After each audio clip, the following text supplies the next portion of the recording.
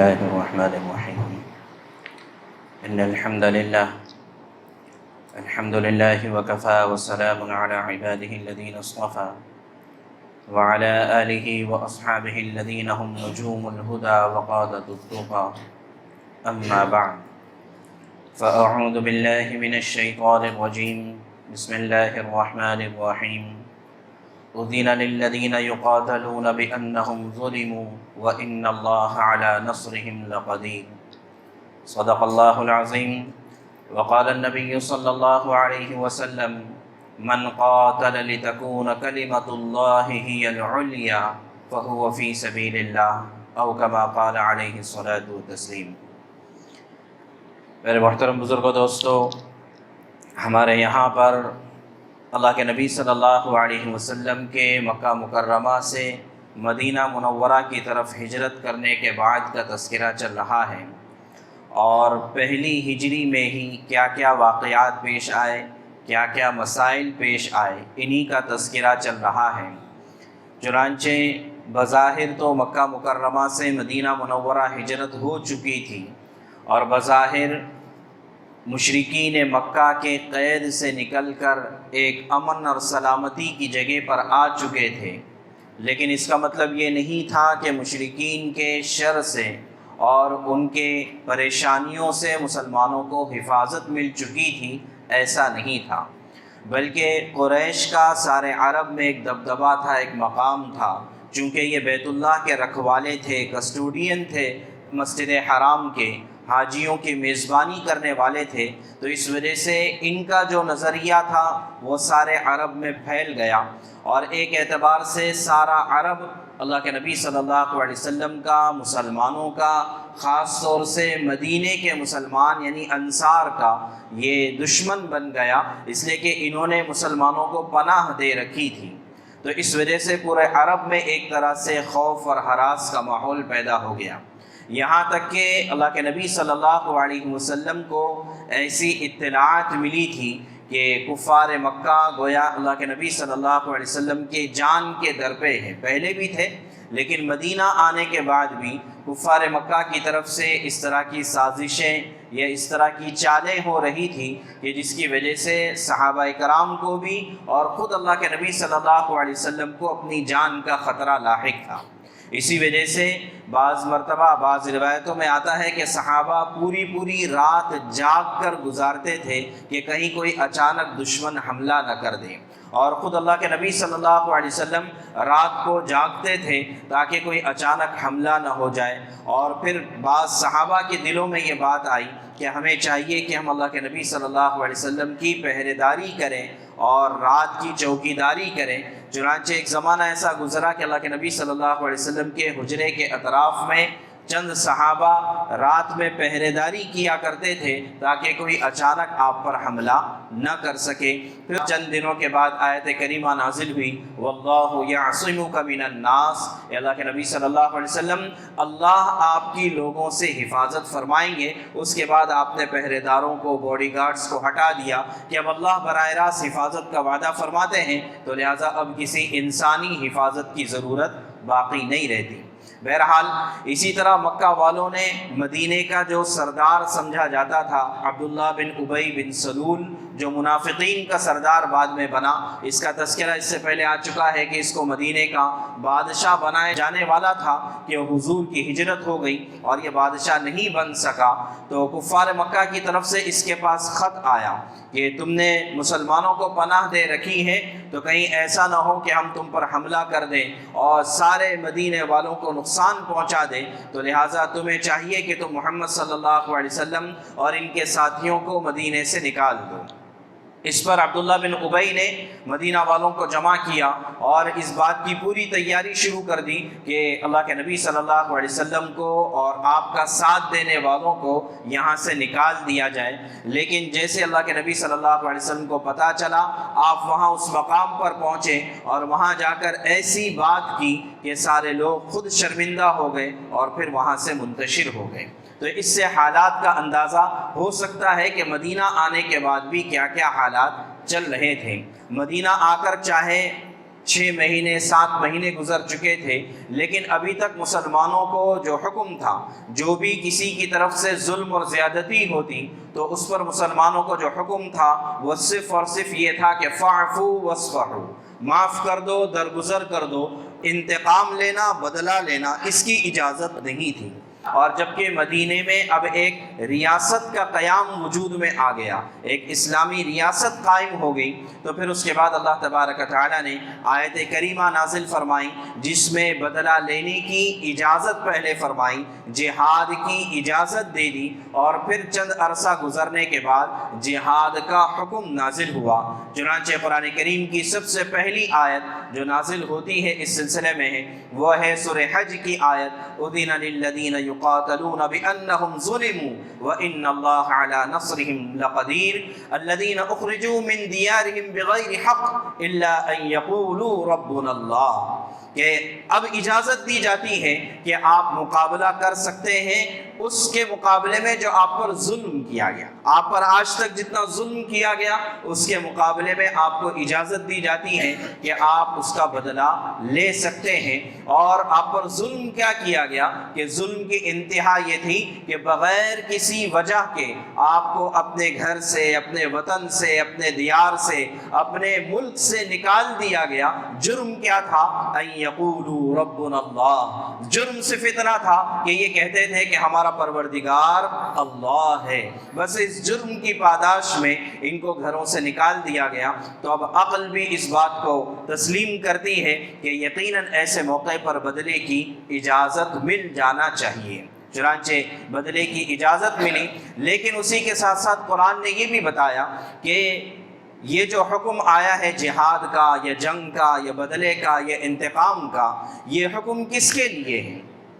عام طور سے لفظ جہاد یہ ایک ایسا لفظ ہے کہ جس کے بارے میں بہت زیادہ غلط فہمی پھیل چکی ہے، اور میڈیا کے ذریعے اور ذرائع سے لفظ جہاد جب بھی بولا جاتا ہے تو اس کے بارے میں یہی سمجھا جاتا ہے کہ یہ مسلمانوں کے جنگ کے سلسلے میں بات ہے، اور مسلمان جنگ کی بات کرتے ہیں، لڑائی کی بات کرتے ہیں، عام طور سے یہ تصور پھیلایا جاتا ہے۔ اور بہت سے ہمارے ایمان والے بھی اس بات کا شکار ہیں، انہیں نہیں پتا کہ جہاد کس چیز کا نام ہے۔ چنانچہ سب سے پہلے آئیے ہم اسی بات کو سمجھنے کی کوشش کرتے ہیں کہ جہاد کہتے کس کو ہیں۔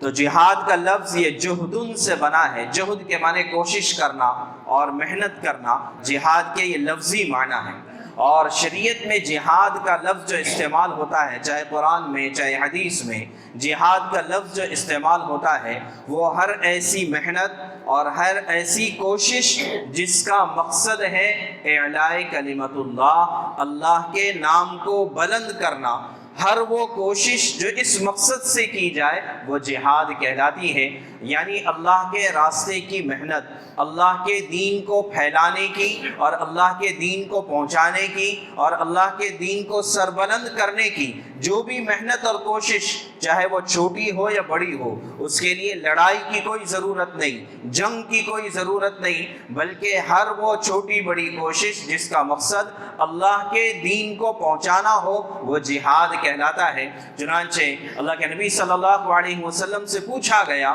کہ لڑائی تو بہت سارے مقاصد سے لڑی جاتی ہے، کوئی خاندان کے حمیت میں آ کر لڑائی کرتا ہے، کوئی عصبیت کے ساتھ لڑائی کرتا ہے، کوئی نام اور نمود کے لیے لڑائی کرتا ہے، تو ہم کس کو جہاد سمجھے اور ہم کس کو اللہ کے راستے کی محنت سمجھے؟ تو اللہ کے نبی صلی اللہ علیہ وسلم نے ایک اصول اور ضابطہ بتا دیا کہ من قاتل لتکون کلمۃ اللہ ہی العلیٰ فہو فی سبیل اللہ، کہ جس نے اس نیت سے لڑائی کی کہ اللہ کا دین سربلند ہو جائے، وہ اصل اللہ کے راستے کی محنت ہے۔ چنانچہ اللہ کے راستے کی جو بھی محنت ہو، چاہے وہ تعلیم کے راستے سے ہو، چاہے وہ تبلیغ کے راستے سے ہو، چاہے وہ کسی کی نصرت اور مدد کرنے کے راستے سے ہو، یہاں تک کہ اگر جو ہے اللہ کے شرک پر مجبور کیا جائے، یا یہ کہ اللہ کے کسی حکم کو یا اسلام کے کسی فریضے کو چھوڑنے کا مطالبہ کیا جائے، اس وقت میں صرف ایک نعرہ تکبیر کا لگانا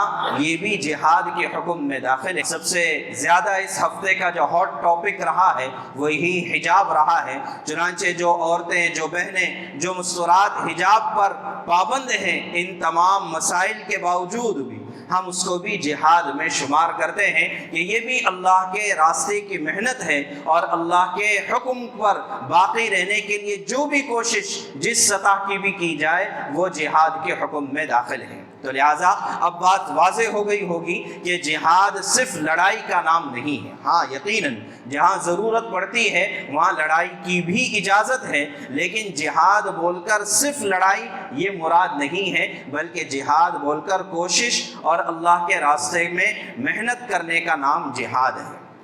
چنانچہ اب ہم اس پر بھی بات کرتے ہیں کہ جہاد کے معنی لڑائی کے بھی ہے، یا پھر یہ کہ جہاد کے مفہوم میں لڑائی بھی داخل ہے، لیکن جہاد کرے گا کون؟ کیا آج ہم بیٹھ کر یہاں جہاد کا اعلان کر سکتے ہیں؟ نہیں، ہمیں جو ہے اس بات کی اجازت نہیں ہے۔ سب سے پہلی شرط جہاد کے لیے یہ ہے کہ جہاں پر کہیں اسلامی حکومت قائم ہو اور جہاں پر کوئی ریاست قائم ہو، جہاں پر کوئی ملک قائم ہو، تو ظاہر ہے کہ آج کی یہ دنیا بھی مانتی ہے ہر ملک کے لیے ایک فوج کی، ایک آرمی کی ضرورت ہوتی ہے، لہٰذا اس فوج اور آرمی کا جو سسٹم ہے اس کا نام جہاد ہے۔ تو لہٰذا اگر دارالاسلام نہیں ہے، یعنی کوئی اسلامی حکومت نہیں ہے، تو ایسا نہیں ہے کہ کوئی بھی اٹھ کر کھڑا ہوگا اور کہہ دے گا کہ میں جہاد کرنے کے لیے نکلا ہوں۔ نہیں، یہ قرآن اور حدیث کے مطابق جہاد نہیں ہے۔ چنانچہ بہت سی آوازیں آج کی تاریخ میں بھی، آج کے دور میں بھی اٹھتی ہیں کہ ہم جہاد کرنے کے لیے اٹھے ہیں، کبھی ہمارے ملک سے اٹھتی ہے، کبھی بیرون ملک سے اٹھتی ہے، اور اس کی وجہ سے بہت سے ہمارے جوشیلے اور جو ہے بھولے بھالے نوجوان اس کا شکار ہوتے ہیں، اور جو ہے سمجھتے ہیں کہ ہم اللہ کے دین کا کام کرنے کے لیے نکل رہے ہیں۔ اس وقت میں اور اس ملک میں رہتے ہوئے آج کے حالات میں، چاہے حالات کتنے کشیدہ ہوں، لیکن جو ہے ہتھیار اٹھانے کی اجازت آج بھی ہمیں اسلام نہیں دیتا ہے۔ تو لہٰذا بہت سے ایسی تنظیمیں آج بھی کام کرتی ہیں جو مسلمانوں کو اور نوجوانوں کو خاص طور سے یہ ورغلانے کی کوشش کرتی ہے کہ اب ہمیں ہتھیار اٹھانا چاہیے، اور بہت سے اس کے شکار ہو جاتے ہیں۔ تو لہٰذا یہ ایک دھوکہ ہے اسلام کے نام پر۔ اسلام آج کی تاریخ میں ہمارے ملک میں یہاں رہتے ہوئے اس بات کی اجازت نہیں دیتا۔ کیوں؟ اس لیے کہ ہمارے ملک کا ایک دستور ہے، ایک سنویدھان ہے۔ سنویدھان کے دائرے میں رہتے ہوئے جو لڑائی آپ لڑنا چاہتے ہیں، چاہے وہ سڑک کی لڑائی ہو، چاہے وہ جو ہے ایوان کی لڑائی ہو، چاہے وہ پارلیمنٹ کی لڑائی ہو، چاہے وہ سیاست کی لڑائی ہو، اس طرح کی ہر طرح کے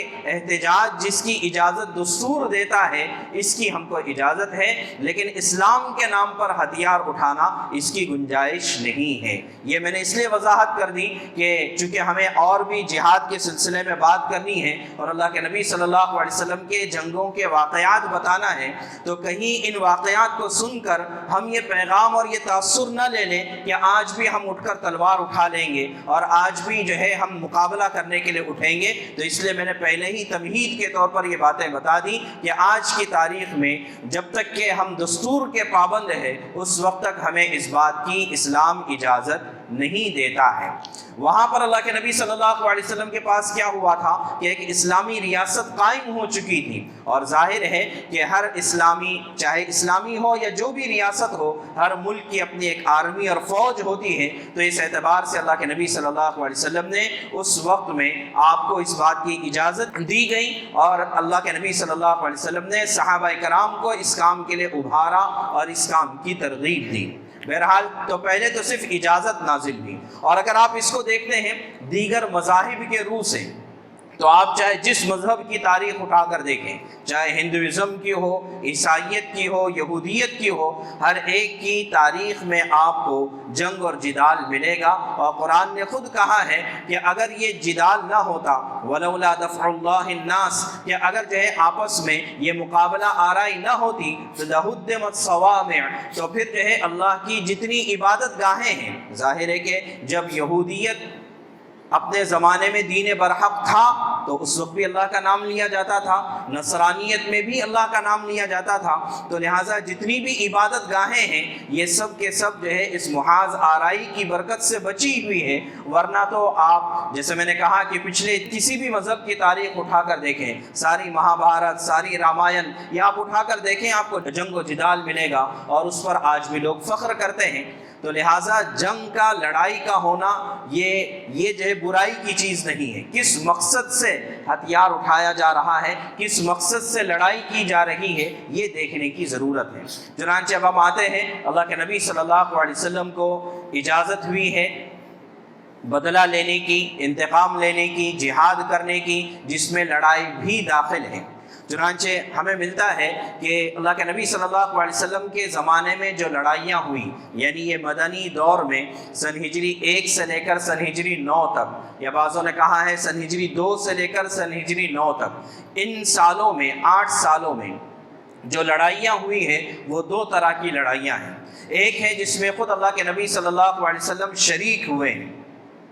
اور ایک وہ ہے جس میں آپ خود شریک نہیں ہوئے، آپ نے صحابہ کرام کو روانہ فرمایا۔ چنانچہ جس میں آپ خود شریک نہیں ہوئے اس کو سریہ کہا جاتا ہے، سریہ، اور جس میں اللہ کے نبی صلی اللہ علیہ وسلم خود شریک ہوئے اس کو غزوہ کہا جاتا ہے، جیسے غزوہ بدر۔ تو غزوہ جس میں خود اللہ کے نبی صلی اللہ علیہ وسلم شریک ہوئے، اور جس میں آپ شریک نہیں ہوئے اس کو سریہ کہا جاتا ہے۔ چنانچہ سرایا یعنی سریہ کی تعداد ملتی ہے تقریباً 57 ایسی جماعتیں ہیں جن کو اللہ کے نبی صلی اللہ علیہ وسلم نے روانہ فرمایا تھا، اور غزوات ان کی تعداد ملتی ہے 27 یا 28، جس میں خود اللہ کے نبی صلی اللہ علیہ وسلم شریک ہوئے ہیں۔ لیکن ان 27 جنگوں میں سے صرف 9 میں لڑائی کی اور مقابلے کی ضرورت پیش آئی، اس کے علاوہ مقابلے کی ضرورت پیش نہیں آئی۔ پھر ان 9 میں بھی 7 کے بارے میں ملتا ہے کہ پہلے سے کفار کی طرف سے، دشمنوں کی طرف سے کچھ ایسے مسائل پیش کیے گئے کہ ہتھیار اٹھانا پڑا۔ 9 میں سے 7 میں صرف 2 ایسی جنگیں ملتی ہیں کہ جس میں خود اللہ کے نبی صلی اللہ علیہ وسلم نے پیش قدمی فرمائی اور آگے بڑھ کر مقابلہ کیا تھا۔ تو کل 75 یعنی تقریباً یہ 75 جنگیں ہوتی ہیں، لیکن اب جو ہے ان 75 جنگوں میں چاہے اس میں اللہ کے نبی شریک ہوئے ہوں یا نہ شریک ہوئے ہوں، ان میں ہم یہ دیکھتے ہیں کہ جنگ میں کیا ہوتا ہے، مار کاٹ ہوتی ہے۔ تو لہٰذا مرنے والوں کی تعداد کتنی ہے، اگر ہم اس کا اینالائز کر لیں اور اس کا تجزیہ کریں کہ مرنے والوں کی تعداد کتنی ہے، تو اگر آپ دونوں طرف کے مسلمانوں اور کفار دونوں طرف کے لوگوں کا اگر آپ تجزیہ کریں گے تو کل مسلمان جو شہید ہوئے ہیں وہ 255 ہیں۔ 255 مسلمان ان 8 سالہ 75 جنگوں میں شہید ہوئے، اور کفار کتنے شہید ہوئے ہیں، 759 کفار اس میں مارے گئے ہیں۔ تو کل ملا کر 1014 لوگ ہوتے ہیں۔ 1014 لوگ کتنی جنگوں میں، 75 جنگوں میں 1014 لوگ صرف مارے گئے۔ اب اس بات کو آپ سامنے رکھتے ہوئے آج کی جنگوں کی فہرست اٹھا کر دیکھ لیں، چاہے ورلڈ وار 1 لے لیجئے، یا جنگ عظیم دوسری جنگ عظیم کو لے لیجئے، یا پھر آج کی بہت ہی مہذب اور متمدن دنیا سمجھی جاتی ہے جہاں پر ہیومن رائٹس کا بہت زیادہ جو ہے دعویٰ کیا جاتا ہے، آپ افغانستان کی اور عراق کی جنگ اٹھا کر دیکھ لیں، یا پھر ہمارے ملک کی جنگیں اٹھا کر دیکھ لیں، اس میں ہزاروں نہیں لاکھوں کی تعداد میں مرنے والوں کی تعداد سامنے آتی ہے ایک جنگ میں لاکھوں لوگ۔ اور پھر اسلام تو حکم دیتا ہے کہ جو مقابلہ کرے اسی سے مقابلہ کیا جائے، اور چاہے دشمن کے عورتیں ہوں، بچے ہوں، بوڑھے ہوں، اور ان کے کھیت ہو، ان کے باغات ہو، ان کے گھر ہو، ان کی حفاظت کرنا مسلمانوں کی ذمہ داری ہوتی ہے۔ وہی آپ ایران اور افغانستان کو اٹھا کر دیکھ لیں کہ پورا ملک تباہ کر دیا گیا صرف ایک شک کی بنیاد پر اور ایک دھوکے کی بنیاد پر، اور 20 سال تک جو ہے جنگ لڑی گئی۔ تو اب اس کا کیا جواز ہوتا ہے؟ اس کے برخلاف اللہ کے نبی صلی اللہ علیہ وسلم نے جیسے عرض کیا کہ کل 1014 لوگ دونوں طرف سے مارے گئے۔ اس سے آگے کی ایک اور بات سن لیں کہ اس میں تقریباً 6564 لوگ قیدی بنا کر لائے گئے۔ ان پورے 75 جنگوں میں 6564 لوگ قیدی بنا کر لائے گئے، جن میں سے اللہ کے نبی صلی اللہ علیہ وسلم نے 6347 لوگوں کو رہا کر دیا، ایسے ہی آزاد کر دیا۔ اب بچے کتنے؟ 217 لوگ بچے۔ ان میں سے 215 کے بارے میں آتا ہے کہ یہ مسلمان ہو گئے۔ اب بچے 2 لوگ صرف بچے ہیں، تو ان 2 لوگوں کے بارے میں آتا ہے کہ شدید جنگی جرائم کی وجہ سے اللہ کے نبی صلی اللہ علیہ وسلم نے ان کو قتل کروا دیا۔ تو آپ اندازہ کر سکتے ہیں کہ اسلام میں اگر جہاد ہے بھی یا یہ کہ جنگ ہے بھی تو اس کے پیچھے مقصد کیا ہے؟ اس کے پیچھے مقصد خود قرآن نے بتایا، الذین ان مکناہم فی الارض اقاموا الصلاۃ وآتوا الزکاۃ وامروا بالمعروف ونہوا عن المنکر۔ تو اس کے 4 مقصد ہوں گے۔ سب سے پہلے یہ کہ حقوق اللہ کو قائم کیا جائے گا، اقامت صلاۃ، نماز کو قائم کیا جائے گا۔ نمبر 2 حقوق العباد، زکوٰۃ کی تقسیم عمل میں آئے گی، یعنی لوگوں کے حقوق ادا کیے جائیں گے۔ اور تیسرا یہ کہ اچھائیوں کو پھیلایا جائے گا، اور چوتھا یہ کہ برائیوں کو ختم کیا جائے گا۔ یہی جو ہے 4 مقاصد ہیں۔ گویا کہ امن اور سلامتی کو قائم کرنا، اس کے لیے اگر آخری درجے میں اگر ہتھیار اٹھانے کی ضرورت پڑتی ہے تو شریعت نے اجازت دی ہے، لیکن اس کے بارے میں بھی بتایا میں نے، یہ آپ کو میں نے جو چیزیں بتائی ہیں یہ اسلامی نظریے سے بتائی ہے، ہمارے ملک اور دستور کے اعتبار سے یہ چیز یہاں بھی نہیں ہے، جس کی وضاحت بہت صاف الفاظ میں نے کر دی ہے۔ بہرحال تو اب یہ کہ یہ سارا پس منظر اس لیے بیان کیا گیا کہ اللہ کے نبی صلی اللہ علیہ وسلم کو جب بدلہ لینے کی اجازت دی گئی تو سب سے پہلا سریہ بتایا، جس میں اللہ کے نبی صلی اللہ علیہ وسلم خود شریک نہ ہو۔ تو سب سے پہلا سریہ آپ نے روانہ کیا جس میں 60 مہاجرین تھے۔ اچھا، پھر جب اجازت ہوئی اللہ کے نبی صلی اللہ علیہ وسلم کو تو آپ نے یہ کیا کہ آپ چھوٹی چھوٹی جماعتوں کو روانہ کرتے تھے، اور چونکہ کفار مکہ کے گزرنے کا راستہ یعنی ملک شام، اس لیے کہ مکہ ایک طرف ہے، پھر ایک طرف مدینہ ہے اور اس سے آگے شام ہے، تو شام جانے کا جو راستہ ہے وہ مدینہ کے آس پاس سے ہو کر گزرتا تھا۔ تو مکہ والوں کے قافلے، تجارتی قافلے جاتے رہتے تھے، اور عام طور سے وہ قافلے جس کا مقصد ہوتا تھا کہ اس سے جو نفع حاصل ہوگا اس کو مسلمانوں کے خلاف استعمال کریں گے، یا مسلمان جو مال مکہ میں چھوڑ کر گئے تھے ان مالوں پر قبضہ کر کے وہ تجارت کرنے لگے تھے۔ تو اللہ کے نبی صلی اللہ علیہ وسلم کو جب اجازت ملی تو آپ چھوٹے چھوٹے دستے روانہ کرتے تھے، اور اس طرح کے قافلے جو گزرنے والے ہوتے تھے ان قافلوں سے مقابلہ کرنے کا آپ حکم دیتے۔ تو سب سے پہلا سریہ جو آپ نے روانہ کیا وہ 1 ہجری میں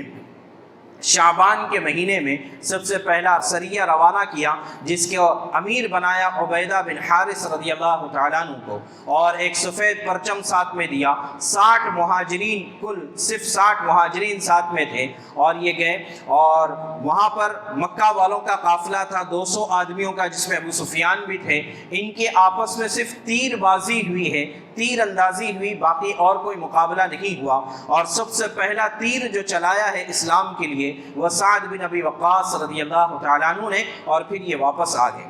پھر اس کے بعد دوسرا سریہ آپ نے رمضان کے مہینے میں روانہ فرمایا، جس میں امیر حضرت حمزہ رضی اللہ تعالیٰ عنہ کو بنایا تھا، جس میں 300 مہاجرین تھے، اور سامنے جو مقابلہ ہوا وہ ساحل سمندر پر، اسی وجہ سے اس کا نام ہے سریہ سیف البحر۔ بحر کے معنی سمندر، سیف کے معنی کنارہ، سمندر کے کنارے پر مقابلہ ہوا، لیکن یہاں پر بھی کوئی لڑائی پیش نہیں آئی بلکہ آپس میں صرف مقابلہ ہوا، اور ایک شخص تھا قبیلہ جوہینہ کا، اس نے آگے بڑھ کر صلح کرا دی اور دونوں واپس آ گئے۔ پھر اس کے بعد ذوالقعدہ کے مہینے میں، رمضان کے بعد شوال کے بعد ذوالقعدہ کا مہینہ آیا، تو اس میں بھی ایک آپ نے سریہ روانہ فرمایا، سریہ خرار کے نام سے۔ تو یہاں پر بھی جو ہے چند ہی مہاجرین تھے، اور یہاں پر بھی کوئی مقابلے کی صورت پیش نہیں آئی۔ بہرحال یہ 1 ہجری کے واقعات ختم ہوئے، صرف یہ کہ ایک اور واقعہ رہ گیا تھا کہ مسلمانوں کے لیے مدینہ آنے کے بعد میٹھے پانی کا انتظام کرنا بہت مشکل تھا، اس لیے کہ میٹھا پانی عام نہیں تھا، اور جو ایک کنواں تھا جو بیر روما کے نام سے مشہور تھا